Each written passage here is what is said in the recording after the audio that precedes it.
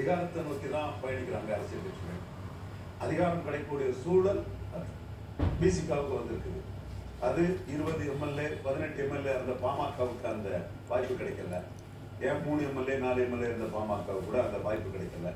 வெறும் 2 எம்எல்ஏ இருந்த பிசிகா கிடைச்சதா, ஆனா பயன்படுத்தல 2006ல. இல்ல கிடைக்கல. ஏன்னா சோனியா காந்தி அம்மையார் வந்து அங்க மத்தியில அதான் சொல்றேன். சோனியா காந்தி அம்மையார் அந்த காங்கிரஸ் ஆதரவு கொடுக்கும்போது வந்து பாமக சூப்பர் க்ளோஸ் தான்.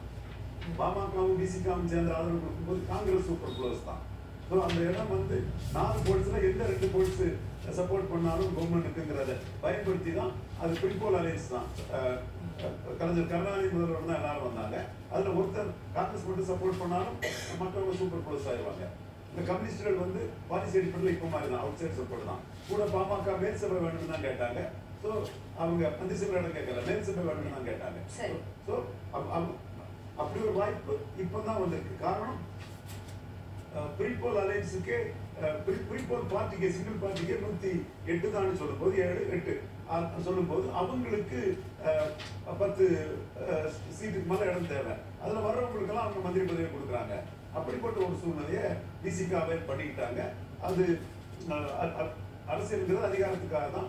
இப்படி ஒரு வாய்ப்பு வேற எந்த கட்சியும் கிடைக்கல.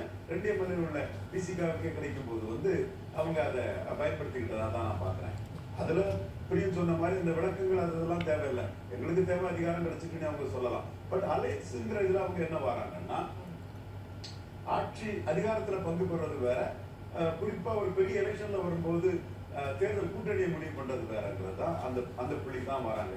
இது இவரு கூட்டணியில இருந்து வெளியில வந்துட்டேன் அப்படின்னு வெளிப்படையா சொல்றதுல திருமாவளவன் ஒரு தயக்கம் இருக்கான்னு கேட்கிறேன். இல்ல, திமுக ஆப்ஷன் அவர் ஓபன் பண்ணி வச்சிருக்கிறார். இந்த அமைச்சர்கள் தான் தொடர்வார். நீங்க சொல்லணும்னா சுவாமி பிரசாத் மௌரியா அவர் வந்து ஒரு யோகிக்கு கூட்டணியில இருந்தாரு. கடைசி நிமிஷத்துல வந்து கூட்டணியில ஒரு பிரச்சனை பண்ணி சீதாரார் பண்ணி அவர் வந்து அகிலேஷ் யாதவ் கூட கூட்டணி போனார்.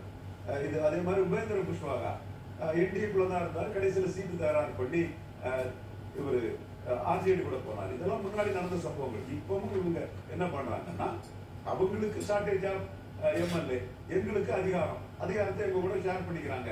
அதனால அவங்க கூட நாங்க நிற்கிறோம். அதே வேளையில நாளைக்கு ஒரு பெரிய எலெக்ஷன், பார்லிமெண்ட் எலெக்ஷன் வந்ததுன்னா விஜய் கொடுக்குற டிக்கெட் நீங்க ஆஃபரை வேற ஆப்ஷன் இல்லாம நாங்க விஜய் தரதான் சீட்டுங்கிறத நாங்க ஏற்றுக்க தயாரில்லை. நாங்க எங்களுக்கு இன்னொரு ஆப்ஷனே நாங்க தயார் பண்ணுவோம். அது வந்து யூகத்துல நீங்க கேள்வி கேட்க